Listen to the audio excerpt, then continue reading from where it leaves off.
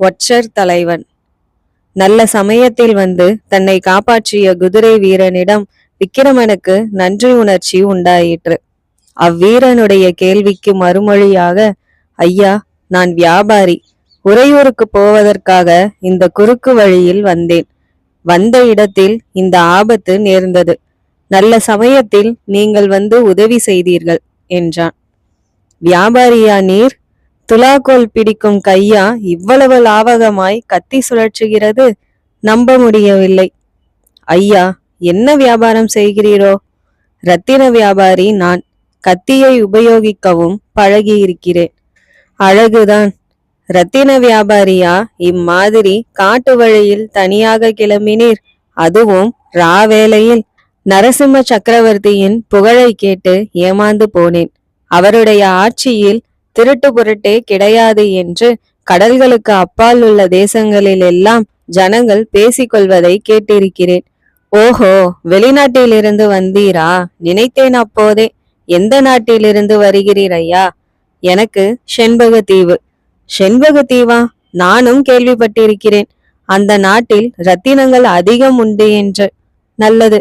இரத்தின வியாபாரம் செய்ய வந்த நீர் முதலில் காஞ்சி கல்லவா போக வேண்டும்? இவ்வளவு அவசரமாக உறையூருக்கு கிளம்பியது ஏனோ? சொல்லுகிறேன் ஐயா, ஆனால் தாங்கள் யார் என்பதை தெரியப்படுத்தவில்லையே. நான் யாராயிருந்தால் என்ன? என் உயிரை காப்பாற்றியவர் யார் என்று நான் தெரிந்து கொள்ள வேண்டாமா? உம்முடைய உயிரை நான் காப்பாற்றவில்லை, நீரேதான் காப்பாற்றி கொண்டீர். 3 பேரை வேலை தீர்த்த உமக்கு இன்னும் ஒருவனை தீர்ப்பது பிரமாதம் ஒன்றும் இல்லை. ஆனாலும் நான் யார் என்று சொல்லுகிறேன். காஞ்சி சக்கரவர்த்தியை பற்றி நீர் கேள்விப்பட்டது பொய்யாக போயிற்று என்றீரே, அந்த சக்கரவர்த்தியின் ஊழியர்களில் ஒருவன் நான், ஒற்றர் படை தலைவன். நீர் தனியாக இந்த காட்டு வழியே போகிறீர் என்று எனக்கு தகவல் வந்தது. ஏதாவது அபாயம் நேரலாம் என்று எதிர்பார்த்து உடனே புறப்பட்டு வந்தேன். அப்படியா? என்ன விந்தை! சக்கரவர்த்தியின் ஒற்றர் படை அவ்வளவு திறமையாகவா வேலை செய்கிறது? அப்படியானால் நான் எண்ணியது தவறு.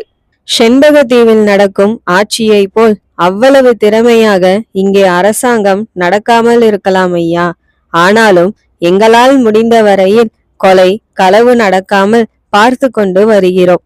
பார்க்க போனால் இரவில் தனி வழியே வந்து 4 உயிர்களின் மரணத்துக்கு காரணமாயிருந்ததின் பொருட்டு உம்மை நான் பிடித்து கொண்டு போய் சக்கரவர்த்தியின் முன்னால் நிறுத்த வேண்டும்.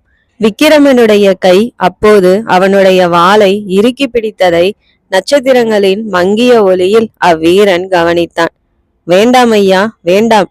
அவ்விதம் செய்கிற உத்தேசம் எனக்கு இல்லை. அயல் தேசத்திலிருந்து வந்தவரானதால் இந்த வழியின் அபாயம் தெரியாமல் வந்துவிட்டீர். உம்மை போல் வேண்டுமென்று விபத்தில் அகப்பட்டு கொள்கிறவர்கள் இல்லாமற் போனால் அப்புறம் எங்களுக்குத்தான் என்ன வேலை இருக்கும்? ஒற்றர் படை தலைவன்தான் எதற்காக? நல்லது, நான் வந்த வேலை ஆகிவிட்டது. பார்க்க போனால் நான் வந்திருக்க வேண்டியதில்லை. யாருடைய உதவியும் இல்லாமல் உம்மை நீரே காப்பாற்றி கொள்ளக்கூடியவராய் இருக்கிறீர்.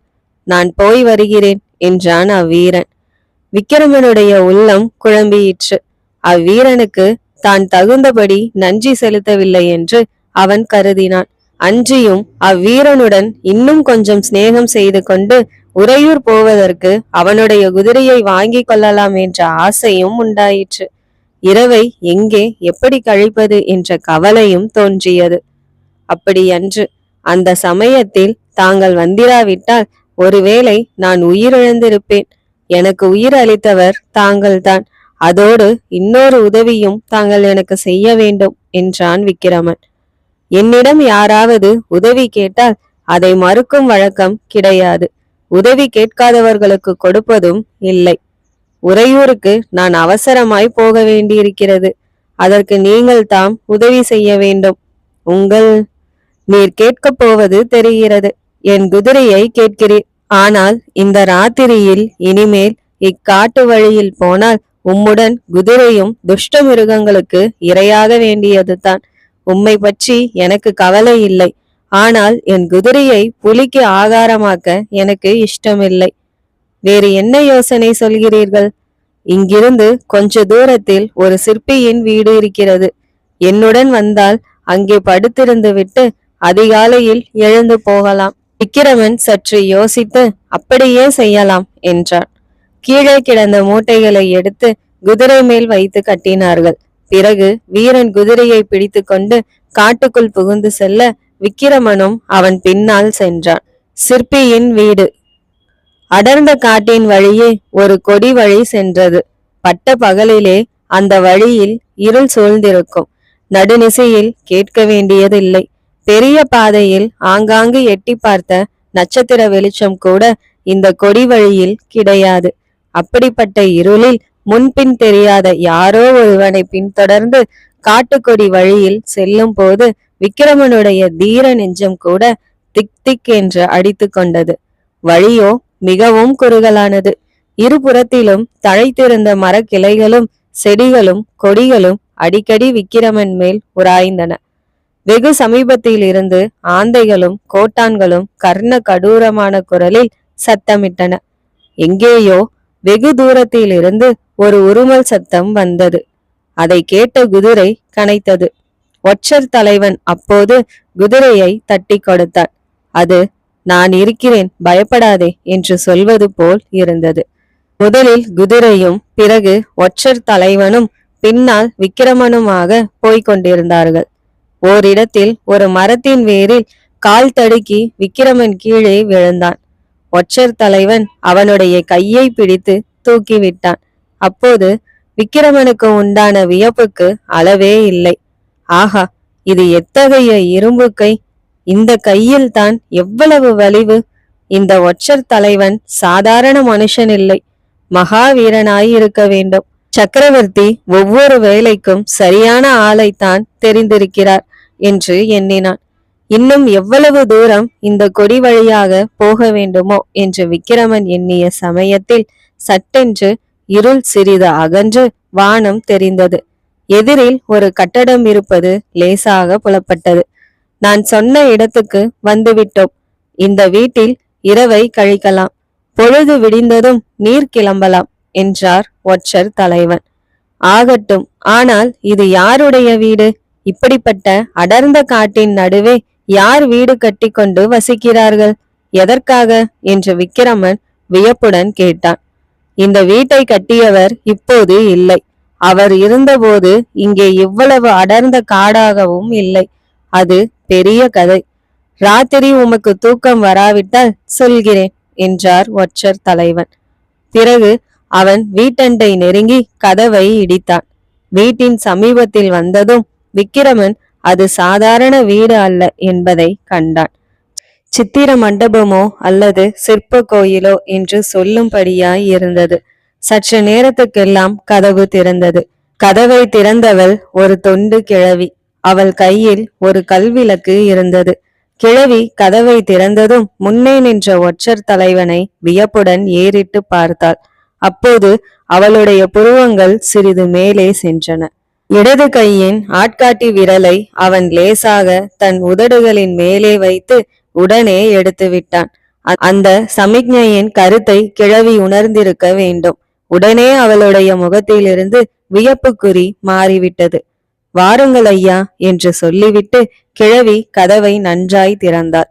இருவரும் உள்ளே பிரவேசித்தார்கள். அந்த வீட்டுக்குள் அடிக்கடி சென்று பழக்கப்பட்டது போல் குதிரை உள்ளே நுழைந்தது. அது நேரே கூடம் முற்றம் எல்லாவற்றையும் தாண்டி பின்புற கதவண்டை போய் நின்றது. கிழவி அங்கே சென்று அந்த கதவையும் திறந்தாள். குதிரை தானாக அதன் வழி புகுந்து சென்றது. ஒற்றர் தலைவன் அப்போது விக்கிரமனை பார்த்து, இந்த குதிரையின் அறிவை என்னவென்று சொல்வது? 300 தடவை இங்கே நான் வந்தபோது பின்கட்டில் குதிரையை கட்டியிருந்தேன். இம்முறை அதுவே தன் இருப்பிடத்தை தேடிக்கொண்டு போகிறது. நானும் போய் அதை கொஞ்சம் கவனித்துவிட்டு வருகிறேன். நீர் இங்கே உள்ள சிற்ப வேலைகளை பார்த்து கொண்டிரும் என்று சொல்லிவிட்டு பின்கதவு வழியாக புகுந்து சென்றான். கிழவியும் கல்விளக்குடன் அவனை தொடர்ந்தாள். சுவரிலிருந்து மாடத்தில் நந்தா விளக்கு எரிந்து கொண்டிருந்தது. அதன் வெளிச்சத்தில் விக்கிரமன் சுற்றும் முற்றும் பார்த்தான். அது நிச்சயமாக வீடு அல்ல, சிற்ப மண்டபம்தான் என்று அவனுக்கு தோன்றியிற்று. எங்கே பார்த்தாலும் அற்புத சிற்ப திறமை வாய்ந்த சிலைகள் காணப்பட்டன. சுவர்களில் பல வர்ணங்களில் தீட்டப்பட்டிருந்த சித்திரங்கள் காட்சியளித்தன. அவை வரையப்பட்டு அநேக வருஷங்கள் ஆகியிருக்க வேண்டுமென்றாலும் ஓவியங்களின் உயிர்கலை சிறிதும் குன்றவில்லை. சிலைகளிலும் சித்திரங்களிலும் முக்கியமாக ஒரு பெண்ணின் உருவம் அதிகமாய் காணப்பட்டது. அந்த உருவத்தில் தெய்வீக சௌந்தரியத்தின் கலை தோன்றியிற்று. நாட்டிய கலைக்குரிய பலவித தோற்றங்களிலும் பாவங்களிலும் அந்த பெண் உருவத்தின் சிலைகளும் ஓவியங்களும் அமைக்கப்பட்டிருந்தன. அவற்றின் அழகையும் கலை திறனையும் கண்டு விக்கிரமன் பிரமிப்பை அடைந்தான். உறையூர் சித்திர மண்டபத்திலும் மாமல்லபுரத்து கலை விழாவிலும் தான் முன்னர் பார்த்த சித்திரங்கள் சிற்பங்கள் எவையும் இந்த பாழடைந்த மண்டபத்துக்குள் மறைந்து கிடக்கும் சிற்பங்களுக்கு அருகில் கூட வர முடியுமா என்று வியந்தான். இவற்றையெல்லாம் அமைத்த மகா சிற்பி எவனோ என்று அறிந்து கொள்ள அவன் துடிதுடித்தான். இதற்குள் ஒற்றர் தலைவன் குதிரையின் போஷாக்கை கவனித்துவிட்டு உள்ளே வந்தான். விக்கிரமன் அவனை நோக்கி, ஐயா, என்ன ஆச்சரியமான சிற்பங்கள் இவை! எந்த மகா சிற்பி இவற்றை அமைத்தவன்? தெய்வீக அழகு பொருந்திய ஒரு பெண்ணின் உருவம் இங்கே அதிகமாக காணப்படுகிறது. அந்த பெண் உண்மையாக இருந்தவளா அல்லது சிற்பியின் சிருஷ்டியா? இந்த அற்புத சிற்பங்கள் எல்லாம் ஏன் இந்த இருண்ட காட்டுக்குள் கிடக்க வேண்டும்? ஏன் எல்லா ஜனங்களும் வந்து பார்க்கும்படி செய்யக்கூடாது? இதையெல்லாம் எனக்கு விவரமாய் சொல்ல வேண்டும் என்றான். நான் தான் சொன்னேனே, அது பெரிய கதை என்று. மிஞ்சியுள்ள இரவை தூக்கமின்றி கழிக்க உனக்கு இஷ்டம் இருந்தால் சொல்கிறேன். எனக்கு பசி பிராணன் போகிறது. இதோ பாட்டி பொரிமாவும் வெல்லமும் கொண்டு வருகிறாள். முதலில் சாப்பிடுவோம் என்றான் ஒற்றர் தலைவன். அவ்விதமே இருவரும் சாப்பிட்டார்கள். சாப்பிடும்போது, தங்கள் பெயர் இன்னதென்று இன்னும் எனக்கு சொல்லவில்லையே என்றான் விக்கிரமன். என் பெயர் வீரசேனன். உம்முடைய பெயர்? விக்கிரமன் சிறிது வியப்புடன், என் பெயர் தேவசேனன் என்றான். ரொம்ப நல்லது. நம் இருவருக்கும் பெயர் ஒற்றுமை இருக்கிறது. ஆகையால் நீர் மனம் விட்டு என்னிடம் பேசலாம். உறையூருக்கு நீர் இவ்வளவு அவசரமாக போக விரும்பிய காரணம் என்ன? இரத்தின வியாபாரம் செய்வது உமது நோக்கமாய் இருந்தால் முதலில் காஞ்சி நகருக்கல்லவா போக வேண்டும். ஒற்றர் தலைவனிடம் நன்றியும் அன்பும் கொண்டிருந்த விக்கிரமனுக்கு இப்போது சந்தேகமும் பயமும் தோன்றின. ஒருவேளை இவன் நம்முடைய உண்மையை கண்டுபிடித்து விட்டால் கொஞ்சம் ஜாக்கிரதையாகவே நடந்து கொள்ள வேண்டும். என்னுடைய தாயார் உறையூரில் இருக்கிறாள். அவளை பார்க்கும் ஆவலில் தான் சீக்கிரமாய் போக விரும்புகிறேன். இதென்ன, நீர் செண்பகத்தீவை சேர்ந்தவர் என்றல்லவா சொன்னீர்? என்னுடைய சொந்த ஊர் உறையூர்தான். சில வருஷங்களுக்கு முன்பு பொருள் தேடுவதற்காக செண்பகத்தீவு சென்றேன். உறையூர் பல்லவ ராஜ்யத்துடன் சேர்ந்து விட்ட பிறகு அதன் பழைய செழிப்பெல்லாம் தான் போய்விட்டதே. ராஜ குடும்பம் இல்லாத ஊரில் இரத்தின வியாபாரம் என்ன நடக்கும்? ராஜ குடும்பத்தை பிரஸ்தாபித்தால் ஒருவேளை ராணி அருள்மொழியை பற்றி வீரசேனன் ஏதாவது சொல்லக்கூடும் என்று விக்கிரமன் எதிர்பார்த்தான். ஆனால் அவனுடைய எண்ணம் நிறைவேறவில்லை. அதன் பின் வீரசேனன் சாப்பிட்டு முடியும் வரையில் மௌன விரதத்தை மேற்கொண்டிருந்தான். சாப்பாடு முடிந்த பிறகு விக்கிரமன் மறுபடியும் அந்த சிற்ப மண்டபத்தின் கதையை சொல்லும்படி கேட்டான். ஐயா தேவசேனரே, உமக்கு மரணத்தில் நம்பிக்கை உண்டா என்று ஒற்றர் தலைவன் கேட்டபோது விக்கிரமனுக்கு ஒன்றும் புரியவில்லை. இதென்ன கேள்வி? மரணத்தில் நம்பிக்கை உண்டா என்றார். அதாவது மனிதர்கள் உண்மையில் மரணம் அடைகிறார்கள் என்பதாக நீர் நினைக்கிறீரா? உயிர் போய்விட்டது என்று நாம் சொல்லும் போது உண்மையில் உயிர் போகிறதா? அல்லது உடல் மட்டும் போய் உயிர் இங்கேயே இந்த உலகத்திலேயே சுற்றி கொண்டிருக்கிறதா? இறந்து போனவர்கள் நம்மை பற்றி நினைக்கிறார்களா? நம்மை பார்க்க வருகிறார்களா? நம்முடைய நடவடிக்கைகளை அவர்கள் கவனிப்பதுண்டா? விக்கிரமனுக்கு ஏனோ தன்னுடைய தந்தை பார்த்திப மகாராஜாவின் நினைவு வந்தது. அவருக்கு தான் கொடுத்த வாக்குறுதியும் ஞாபகம் வந்தது. அவர் இப்போது இவ்வுலகில் இருந்து தன்னுடைய செயல்களை கவனித்து கொண்டு வருகிறாரா? எனக்கும் உங்களைப் போல் சில சமயம் தோன்றுவதுண்டு. அந்த சந்தேகத்தை தீர்ப்பாரைத்தான் காணோம். எனக்கென்னவோ மரணம் என்பதே பொய் என்று தோன்றுகிறது. மரணத்துக்காக விசனப்படுவதும் பெரும் மூடத்தனம் என்று நினைக்கிறேன். இதோ இந்த வீட்டில் 30 வருஷத்துக்கு முன்னால் ஆயன சிற்பியும் அவருடைய மகள் சிவகாமியும் வாழ்ந்தார்கள். அப்போதெல்லாம் இங்கே ஜல் ஜல் என்ற சதங்கை ஒலியும் கல் என்று கல்லுளி ஒலியும் மாறி மாறி கேட்டுக்கொண்டிருக்கும். சிவகாமி அற்புத நடனம் ஆடுவாள். அவளுடைய நடன தோற்றங்களை பார்த்து பார்த்து ஆயன சிற்பி சித்திரம் எழுதுவார், சிலைகள் அமைப்பார். ஓஹோ, இந்த தெய்வீக கலையுள்ள பெண் அந்த சிவகாமி தானா? ஆமாம், அப்போது நான் இங்கே அடிக்கடி வருவதுண்டு. மகேந்திர சக்கரவர்த்தியின் காலம். அவருடைய புதல்வருக்கு அச்சமயம் உம்முடைய வயது தான் இருக்கும். அவருடன் நரசிம்மவர்மருடன் நானும் வருவேன். தூரத்தில் வரும்போதே இந்த வீட்டுக்குள் இருந்து சதங்கையின் ஒலி கிளம்புவது கேட்கும். ஆயனரும் சிவகாமியும் இப்போது இங்கே இல்லை என்று என்னால் நம்பவே முடியவில்லை. அவர்கள் இன்னும் இங்கே இருக்கிறார்கள் என்றே நினைக்கிறேன். இதோ உற்று கேட்டால் சதங்கையின் ஒலியும் கல்லுளியின் ஒலியும் என் காதுக்கு கேட்கின்றன. விக்கிரமனுடைய ஆவல் அளவு கடந்து பொங்கியிற்று. ஆயனரையும் சிவகாமியையும் பற்றி விவரமாய் சொல்ல வேண்டும் என்று வீரசேனரை வேண்டிக் கொண்டான். அவரும் விவரமாக சொன்னார்.